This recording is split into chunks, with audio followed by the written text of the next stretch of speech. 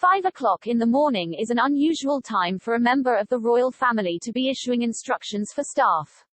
It smacks of panic and suggests an overly controlling nature. It is certainly antisocial. But in the summer of 2018, junior employees at Kensington Palace were becoming wearily familiar with these dawn emails and texts from the newly married Duchess of Sussex. Palace officials were at first quick to offer reassurance. Part of Meghan's working day meant connecting with contacts in the U.S., they said, when she had to be at her desk because of the time difference, hence the early messages to staff. They also talked of cultural differences in management style. Americans, they suggested, were more direct. Meanwhile, friends of the former actress were gushing to People magazine that Meghan had always prided herself on being a good boss. On one occasion, they related, she had paid for an ice cream stand to come to provide free treats for the staff. But over time these explanations seemed increasingly threadbare. By October the glow of her and Prince Harry's May wedding had long since faded and insiders were openly describing Meghan as Duchess Difficult. This had nothing to do with American-style straight-talking, but rather with what one figure suggested was her sharp, adversarial Stories began to circulate of secretaries being reduced to tears and the word bully, fairly or unfairly, was being murmured about the Duchess's behavior. Just months ago Buckingham Palace promised it would publish its report into how the historic allegations of bullying were handled by officials. But how hollow those pledges sound today. Instead of disclosing the steps taken to protect victims of the allegations, a curtain has been drawn over them. The report is buried, the changes to palace protocols unexplained. As the Mail reported yesterday, the suspicion is that the promise of transparency has been sacrificed in order to placate the couple at the heart of the sorry saga, Harry and Meghan. Working for the royals has never been for the faint-hearted. The hours are long, the pay poor and the requirements of the job have put many a domestic relationship under pressure. At the same time, one person's bully is another person's demanding boss. There is, however, a world of difference between the kind of exacting standards Prince Charles is, for example, known to expect from his team and those rumours that began circulating from within the Sussex household of youthful aides being humiliated. It emerged that the Duchess had faced bullying complaints from members of her staff.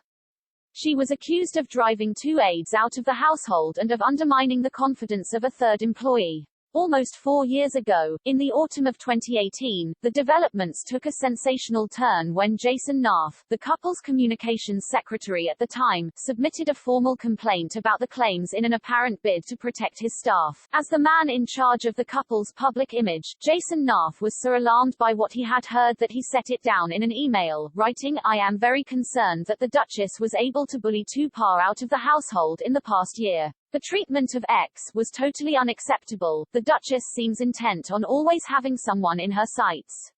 She is bullying Y and seeking to undermine her confidence. We have had report after report from people who have witnessed unacceptable behavior towards Y." In the same message, Mr. Nath expressed concern about the stress experienced by Samantha Cohen, the couple's private secretary, a veteran of the Queen's office and a highly regarded palace operator. But for 2.5 years the bullying details remained secret. It was only after Harry and Meghan had quit royal life and moved to California that the allegations were made public. They were published in the Times just days before the couple sat down for their tell-all interview with America's TV queen, Oprah Winfrey.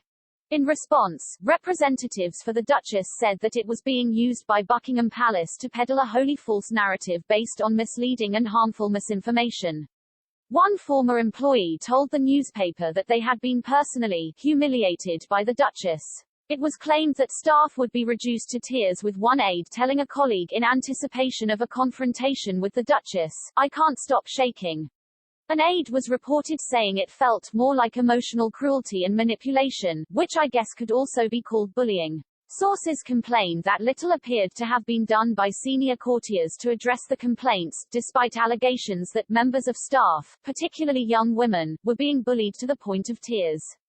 One was quoted as saying, "The institution just protected Meghan constantly. All the men in grey suits who she hates have a lot to answer for, because they did absolutely nothing to protect people." Meghan's lawyer, Jenny Afia, said that the allegations were absolutely untrue, and did not match her experience of her. Meghan's friend Janina Gavankar said, "I have known her for 17 years and I have seen the way that she regards the people around her and I can say she's not a bully." Others offered similar words of support, and it should also be borne in mind that none of the allegations made against the Duchess has ever been proved to be true, but signs that anything might be amiss first came when the Daily Mail revealed in 2018 that Meghan's personal assistant had left. A few days later, the assistant was named as Melissa Tuati, who had previously worked for the former Take That singer Robbie Williams and the businesswoman Amanda Stavely.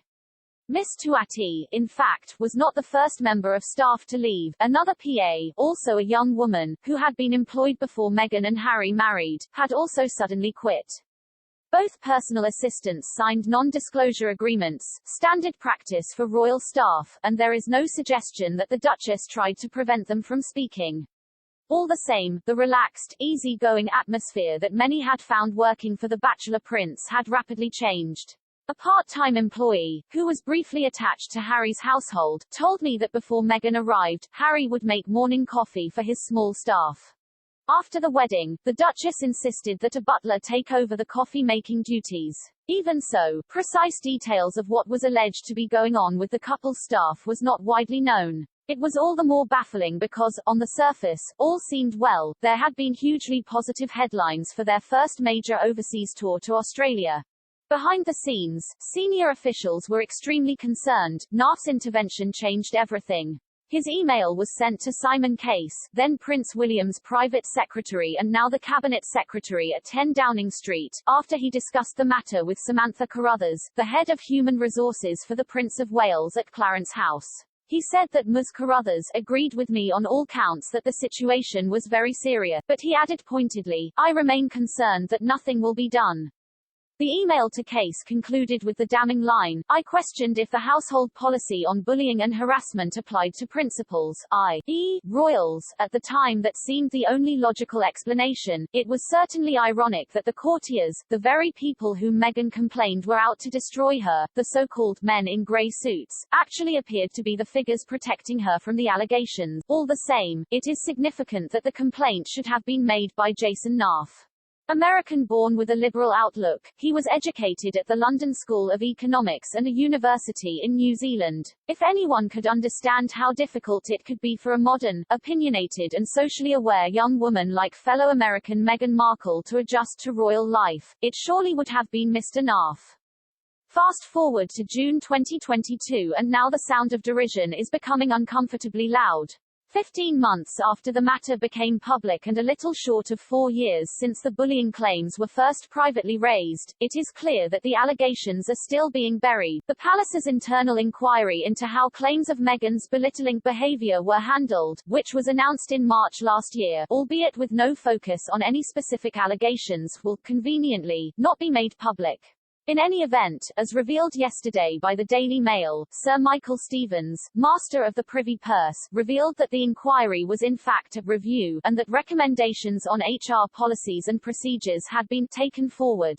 This appears to mean that peace with the Sussexes, a peace at any price, is preferable to showing what lessons might have been learned from the whole shabby episode. As one exasperated old palace hand told me, once again, the public will think it's a case of how can we make this go away rather than actually addressing it. It remains to be seen if this approach is enough to stem a rising chorus of criticism.